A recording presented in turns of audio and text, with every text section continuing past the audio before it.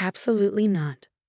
Maxwell Porter, CEO of Porter Tech Solutions, didn't even look up from his phone as he dismissed 6 months of my work. My carefully prepared presentation still glowed on the conference room screen, showing colorful mock-ups of an app that could revolutionize how people manage their mental health. But the market research shows. I started. Olivia, he cut me off, finally glancing up. We're a business software company. We make accounting programs and inventory management systems. We don't do consumer apps, especially not some. He waved his hand dismissively. Therapy thing. I gripped my laptop tighter, fighting to keep my voice steady. The mental health app market is projected to reach $3.9 billion by next year. This could open up an entirely new revenue stream for Porter Tech. And what do you know about revenue streams? Maxwell's smile was cold. You're a junior developer. You've been here what, 2 years? 3 years, I corrected, and I've contributed to every major project since. Actually, he interrupted again. That's something we need to discuss. He pressed a button on his desk phone. Send in Helen from HR. My stomach dropped. I knew that tone. I'd heard it last month when they laid off half the QA team. Helen Barnes bustled in, carrying a folder and wearing her practiced HR smile. The one that never quite reached her eyes. Olivia, she said warmly, as if she hadn't just been summoned to help destroy my career. Please sit down. I remained standing. What's this about? Maxwell leaned back in his chair, suddenly looking almost pleased. In light of recent budget constraints and your, let's call it unauthorized use of company time to develop this app idea, we're making some changes to your role. Helen opened her folder. We're offering you a position as front desk receptionist. Same benefits, though naturally there will be an adjustment to your compensation. The rest of her words faded into background noise as I processed what was happening. They were demoting me, from software developer to receptionist, because I dared to pitch an idea outside their narrow vision. This is ridiculous, I managed. I'm a developer. I have a master's in computer science from MIT. Then you should be more than qualified to handle the booking system, Maxwell smirked. The alternative, of course, is termination. Your choice. I thought about my apartment rent, my student loans, the current tech job market. I couldn't afford to be unemployed, not now. When do I start? My voice sounded distant, even to myself. Monday, Helen said brightly. I'll email you the new job description. We'll need your developer credentials and access cards by end of day. That evening, I sat in my tiny studio apartment, surrounded by empty takeout containers and self-pity. My laptop screen showed the app mockups I'd spent months perfecting. Mindspace, a revolutionary platform combining AI-driven therapy tools with peer support networks and professional resources.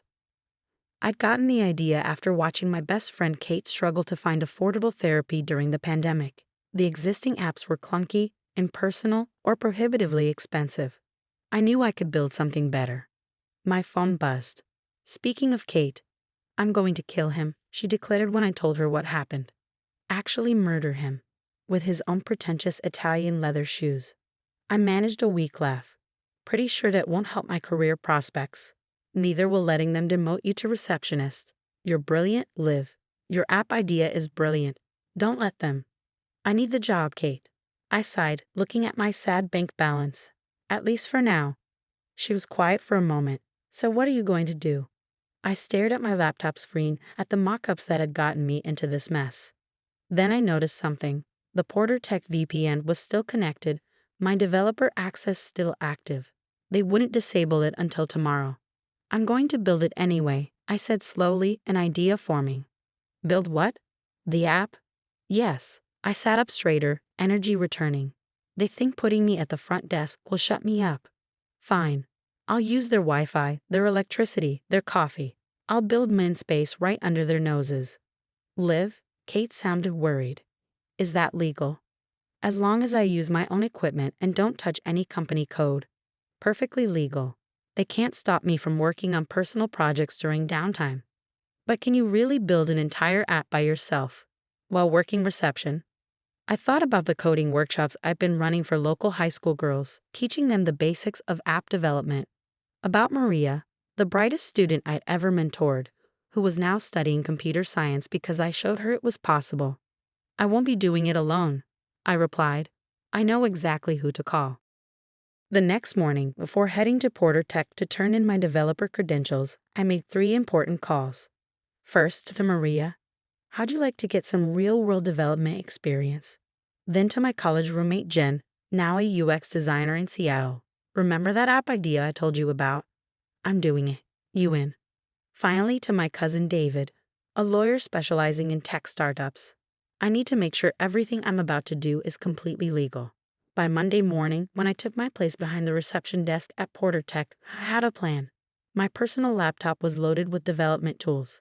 I had a secure cloud repository set up under a different email, and I had a team of talented people ready to work remotely. Maxwell walked past without acknowledging me, probably expecting to see me broken and defeated. Instead, I smiled pleasantly and answered the phone. Porter Tech Solutions, how may I direct your call? Between calls, I opened my laptop and began to code. The front desk turned out to be the perfect cover. No one pays attention to the receptionist. Executives would have entire conversations right in front of me about market trends, user acquisition strategies, app monetization, all valuable intelligence for my own project. I learned more about running a successful tech company in my first week as a receptionist than I had in 3 years as a developer. Maria proved to be an invaluable partner, her fresh perspective helping us avoid the bloat that plagued most corporate apps. We coded in the evenings over video chat, her enthusiasm reminding me why I fell in love with programming in the first place. Jen's design work was extraordinary, making the interface both beautiful and intuitive. She understood exactly what we were trying to achieve, an app that felt like talking to a supportive friend rather than a cold digital tool. The work wasn't easy. I answered phones and greeted visitors all day, then coded late into the night. My apartment became a command center of sticky notes and energy drink cans. I survived on cheap coffee and determination. But slowly, mind space began to take shape. 1 month into my demotion, I overheard Maxwell talking to the head of marketing about their struggling attempts to reach younger users. I made notes and adjusted our strategy accordingly. 2 months in, a board member complained about the company's outdated UI design. I sent screenshots to Jen, who incorporated the latest design trends into our app. 3 months in, I had a working prototype. The AI algorithms were learning, the peer support network was functioning, and our first round of beta testers, recruited carefully from outside the tech industry, were providing valuable feedback. I was exhausted but exhilarated. This was more than revenge now. This was about creating something that could genuinely help people. Then came the day that almost ruined everything. I was deep in code, fixing a bug in the notification system, when a shadow fell across my desk. I looked up to find Helen from HR, wearing that same practiced smile. "Olivia, what are you working on?" I kept my face neutral, thanking every deity I could think of that my screen was angled away from her. "Just organizing my personal emails during lunch break." She nodded, but her eyes narrowed slightly. "Remember, all computer use must be related to your reception duties." Of course, I smiled back. I'll get right back to the visitor log. That night, I called an emergency team meeting. "We need to be more careful," I told Maria and Jen over video chat. "And we need to move faster. The longer this takes, the more chances they have to shut us down." "The core features are almost ready," Maria reported. "We could launch with those and add the advanced stuff later." Jen shared her screen, showing our latest analytics. Beta user engagement is off the charts. People love it, live. They're already asking when they can share it with friends. I took a deep breath, looking at the progress we'd made. We were so close. We couldn't fail now. "Okay," I decided. "Let's set a launch date, 1 month from today." As I ended the call, a notification popped up on my screen, an email from the App Store review team. Our initial submission had been approved. Mindspace was ready for release whenever we gave the word. I glanced at my Porter Tech employee badge at the photo taken 3 years ago when I still believed in the company's mission. In 1 month, everything would change. I just had to keep my cover for a little longer. With 1 month until launch, everything that could go wrong did. First, Porter Tech installed new monitoring software on their Wi-Fi network. I discovered this when Gary from it stopped by the front desk, wearing his usual friendly smile. "Just updating security protocols," he said, typing commands into his tablet. "Too many employees using company resources for personal projects." My heart nearly stopped. They discovered Mindspace. But Gary just winked at me. Though I'm sure you're not doing anything like that, right, Olivia? I forced a laugh, mind racing. I'd need to route all development traffic through a secure VPN now. More carefully, more slowly. Time we didn't have. That evening, during our team video call, Maria had more bad news. There's a bug in the peer support matching algorithm, she reported, sharing her screen to show lines of problematic code. It's not properly filtering inappropriate content. If we launch like this, we'd be putting vulnerable users at risk. I finished, rubbing my tired eyes. How long to fix it? At least 2 weeks of dedicated work. 2 weeks we didn't have. But we couldn't launch with broken safety features. Mindspace was meant to help people, not harm them. Then Jen spoke up, her voice hesitant. There's something else. A new mental health app just launched, called MindMender. She sent us the link. My stomach dropped as I scrolled through their website. The interface was different, but the core concept was eerily similar to Mindspace. How is this possible? Maria asked. Did someone leak our idea? I thought back to all the conversations I'd overheard at the front desk, all the executives who'd walked past while I was coding. No, I said slowly. But Porter Tech's offices are full of people who saw my presentation. The next day, I paid closer attention to office gossip. It didn't take long to confirm my suspicions. Maxwell Porter's nephew had just launched a startup, a mental health app startup. They hadn't just rejected my idea. They'd stolen it. During lunch break, I did some digging. MindMender had raised $2 million in seed funding. Their launch was being covered by major tech blogs. And their founder, James Porter, was being hailed as a visionary entrepreneur. I wanted to scream. Instead, I called David my lawyer cousin. Can they do this? I demanded. Just steal my idea. Ideas aren't copyrightable, he reminded me gently, unless you can prove they used your actual code or designs. Which I can't, because they just took the concept. I slumped in my chair. So what do I do? Build something better, he said simply. You've been working on this for months. You understand the problem deeper than someone who just copied an idea. Use that. He was right. MindMender was sleek but superficial. Their ad responses were generic. Their peer support system was basically just a chat room. They'd built what they thought people wanted, not what people actually needed. That night, I gathered the team. Change of plans, I announced. We're not rushing to launch anymore. We're going to take the time to do this right. We spent the next week refining every feature. Maria rebuilt the matching algorithm from scratch, making it smarter and safer. Jen redesigned the interface to be more intuitive, more human. I worked through lunches, stayed late after my reception shift, coded through weekends. My apartment became a cave of coffee cups and takeout containers. Kate started dropping off actual meals, worried I'd get scurvy. You need to take care of yourself, she insisted. Isn't that what your app is all about? She had a point, so I started using Mindspace myself, testing each feature as we built it. The AI therapy tools helped me manage stress. The peer support network connected me with others building startups while working day jobs. Slowly, something unexpected happened. Watching MindMender succeed stopped feeling like failure. Instead, it clarified our mission. We weren't just building an app anymore. We were building a community, but corporate espionage wasn't done with us yet. One morning, about 2 weeks before our new launch date, I arrived at work to find someone had been through my desk. Nothing was obviously missing, but things were slightly out of place. My laptop's position had shifted by a few inches. I checked the security footage from my phone's hidden camera, installed after Helen's warning visit. At 3 a.m., a figure had entered the lobby using an executive key card. They'd spent 20 minutes going through my desk drawers. The image was grainy, but I recognized the way they moved. James Porter, the MindMender founder, Maxwell's precious nephew. They were getting nervous.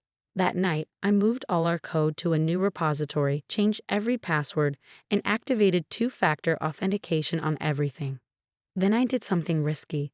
I left my work laptop in my desk drawer, with a special surprise installed. Sure enough, the next night, James returned.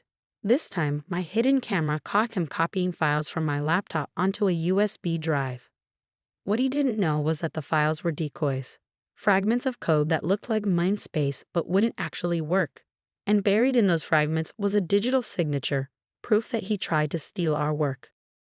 Insurance, just in case. But we still had bigger problems. The deadline was approaching, and our budget was running dangerously low.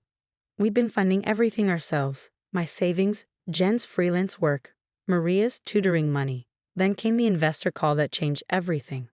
I was manning the front desk, trying to fix a bug in our notification system, when a woman walked in. Early 50s, sharp suit, the kind of confident presence that made everyone else in the room sit straighter. "I have an appointment with Maxwell Porter," she announced. I checked the calendar. Dr. Sarah Chen. "From Horizon Ventures?" She nodded, and I felt my heart skip. Horizon Ventures was one of the biggest players in health tech investment. As I called up to Maxwell's office, I noticed Dr. Chen glancing at my laptop screen. I quickly minimized my code window, but not before she raised an eyebrow. "Interesting architecture," she commented. "Building something." Before I could respond, Maxwell burst out of the elevator, all smiles and handshakes. "Sarah, wonderful to see you. Let me tell you about some exciting opportunities." They disappeared into the conference room, but not before Dr. Chen gave me a final, thoughtful look. That afternoon, after they finished their meeting, Dr. Chen stopped by my desk. "That looked like a therapy application you were working on," she said quietly, "with some unique security implementations I haven't seen before." I hesitated, then decided to take a risk. "Would you like to see more?" For the next 15 minutes, I showed her Mindspace, the learning algorithms, the sophisticated content filtering, the peer support network that matched users based on shared experiences rather than generic categories. "This is impressive," she said finally, "especially for someone working from a reception desk."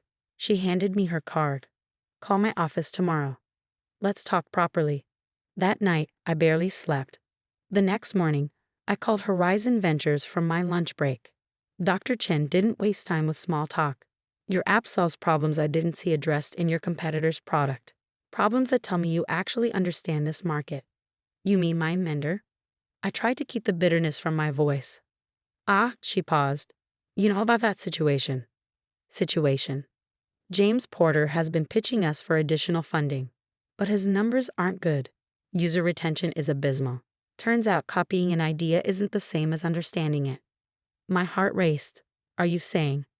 "I'm saying I'd like to discuss investment, real investment in a team that knows what they're doing." I gripped the phone tighter.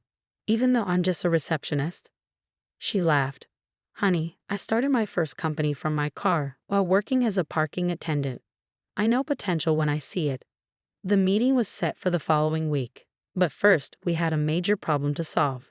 That evening during our team call, I broke the news. "We can't take investment while I'm still working here. It's a conflict of interest, possibly even a legal issue." "So quit," Maria said, as if it was the simplest thing in the world. "And risk them coming after us legally, claiming I'd developed it on company time?" "Actually," Jen interrupted, "I have an idea about that." Her plan was audacious, risky, and absolutely perfect. "It's going to take perfect timing," I warned. Maria grinned. "When has that ever stopped us?" We spent the next week preparing everything. Every detail had to be perfect, because we weren't just launching an app anymore. We were setting a trap. And Maxwell Porter was about to walk right into it. The morning everything changed started like any other at Porter Tech's front desk. I answered calls, greeted visitors, and secretly checked our app's pre-launch metrics. Mindspace was ready. Our code was perfect, our security was ironclad, and our small army of beta testers was eager to spread the word. But timing would be everything. At exactly 9:15 a.m., right on schedule, James Porter stormed through the lobby, heading straight for his uncle's office. He didn't even glance at me, the invisible receptionist who had outsmarted him at every turn. I sent a quick text to Maria. "Showtime." 10 minutes later, my phone buzzed with notifications. MindMender's App Store rating was plummeting. Hundreds of one-star reviews appeared within minutes, all with the same complaint. The app had crashed, deleting user data and exposing private messages. The bug we'd hidden in the code James stole was working perfectly. I could hear shouting from Maxwell's office. Through the glass walls, I saw James gesturing frantically at his laptop while Maxwell turned redder by the minute. At 9:30, Helen from HR hurried past my desk. A stack of papers clutched to her chest. She didn't notice that her security badge had slipped slightly, its reflection perfectly captured by my phone's camera. Another piece of evidence documented. At 9:45, Dr. Chen arrived for our scheduled meeting. I told her 10 o'clock, but as expected, she was early. Everything was proceeding exactly as planned. Quite a morning for mental health apps, she remarked casually, glancing at her phone. Have you seen what's happening with MindMender? I might have heard something, I reply, keeping my voice neutral. Would you like some coffee while you wait? She smiled knowingly. No need. I think the show's about to start. Right on cue, Maxwell's office door burst open. He stormed toward the elevator, James trailing behind him. We have to shut it down, James was saying. The whole platform is compromised. Shut it? Maxwell sputtered. Do you know how much we've invested in this? The press release goes out in an hour. Actually, Dr. Chen stepped forward, her voice carrying across the lobby. I believe that press release needs some revision. Maxwell froze. Sarah? What are you doing here? Supporting innovation, she said smoothly. Real innovation, not stolen ideas packaged as original work. James went pale. I don't know what you're. Save it, Dr. Chen cut him off. We have proof that MindMender's code was copied from another project. A project that was, ironically, developed right here in your building. She gestured to my desk, where my laptop screen now displayed MindSpace's interface, nearly identical to MindMender's, but with a creation date months earlier. Maxwell's face went from red to white. Olivia? I stood up, smoothing my receptionist's blazer. Surprise. The next few minutes were chaos. Maxwell shouted about betrayal and threatened lawsuits. James tried to delete files from his phone, not realizing we'd already documented everything. Helen emerged from HR, clutching termination papers that would never be filed. Through it all, Dr. Chen watched with quiet amusement. Finally, when Maxwell paused for breath, I spoke. Before you threaten any more lawsuits, I said calmly, you should know that everything, from my original pitch to James stealing my code, has been documented, including some interesting financial transactions between Porter Tech and MindMender that the SEC might want to examine. Maxwell's jaw clenched. What do you want? Simple. You're going to publicly acknowledge that MindMender was based on stolen intellectual property. You're going to shut it down. And you're going to stay out of my way while I launch the real thing. Or what? Dr. Chen stepped forward. Or Horizon Ventures will be very interested in discussing these documents with our friends at the Justice Department. The silence that followed was deafening. Then something unexpected happened. From the elevator, a slow clap began. Standing there was Gary Fromett, grinning broadly. I wondered how long it would take him to figure it out, he said, walking over. By the way, boss, you should know that Olivia's been running her development through a private VPN. Never touch the company network. Totally legal. I checked. Maxwell looked like he might explode. You knew about this. Knew about it? I helped secure it. See, some of us actually care about innovation. Gary turned to me. Need a job. My startup could use a developer with your skills. Before Maxwell could respond, his phone chimed. Then mine. Then everyone's phones in the lobby. Breaking tech news. MindSpace launches. Revolutionary mental health app takes App Store by storm. Maria and Jen had pushed the launch button right on schedule. I turned my laptop around, showing the rapidly climbing download numbers. Oh, and you might want to check MindSpace's investor list. Dr. Chen isn't the only one who believes in original ideas. The names scrolled past: major venture capital firms, tech industry leaders, mental health professionals. We'd spent weeks quietly building support, preparing for this moment. Maxwell sank into a lobby chair, defeated. James was frantically texting, probably trying to salvage his reputation. Helen had disappeared back to HR, likely updating her resume. Dr. Chen touched my arm. Ready for that meeting now.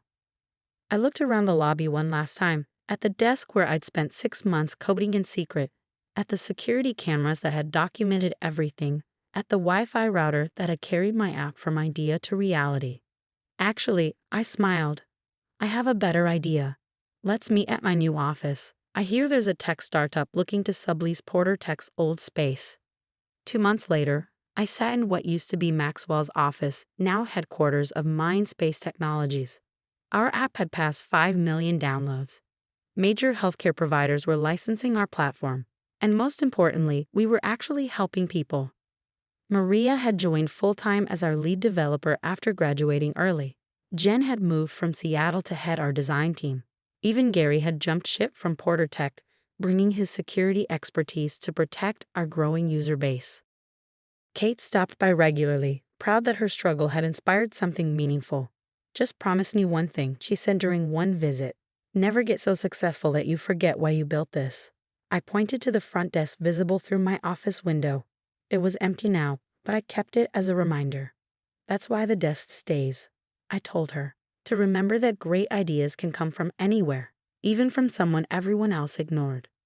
Porter Tech's stock had taken a hit after the Mindmender scandal. Maxwell stepped down as CEO, though the press release called it a planned retirement. James had disappeared to some startup incubator in Singapore. But I didn't care about revenge anymore.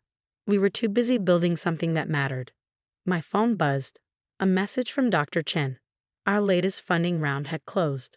The numbers made my head spin. As I looked out over the city skyline, the same view Maxwell used to enjoy, I opened MinSpace on my phone. Our mission statement shimmered on the screen. Everyone deserves to be heard. I thought about all the nights coding in secret, all the carefully laid plans, all the people who believed in us when we were nothing but an idea and some borrowed Wi-Fi. Sometimes the best revenge isn't destroying your enemies. It's building something so amazing that they're forced to watch from the sidelines, knowing they could have been part of it. My desk phone lit up, our new receptionist letting me know my next appointment had arrived. A young developer with an idea she wanted to pitch. "Send her in," I said, clearing my schedule. After all, you never know where the next great idea might come from, even if it comes from someone sitting at the front desk, quietly changing the world.